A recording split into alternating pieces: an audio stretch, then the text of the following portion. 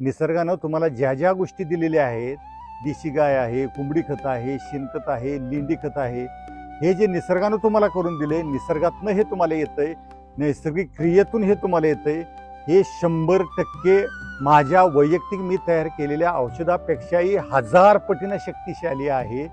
हे तुम्ही नीट लक्षात घ्या. महाराजांची औषधं आहेत, रिझल्ट आहे. महाराज चमत्कार चिखलात सुद्धा बागेला ताण न येता महाराज पानगळ करून कळी काढून देतात. हे सगळं मला मान्य आहे. तरी सुद्धा मी तुम्हाला वारंवार सांगतोय की माझ्यापेक्षाही निसर्गाची शक्ती फार मोठी आहे. निसर्गाचा मी सेवक आहे. मग तुम्ही निसर्ग हा मालक आहे. तुम्ही ह्या सेवकाचा चमत्कार बघताय, तुम्ही ह्या मालकाचा चमत्कार बघा.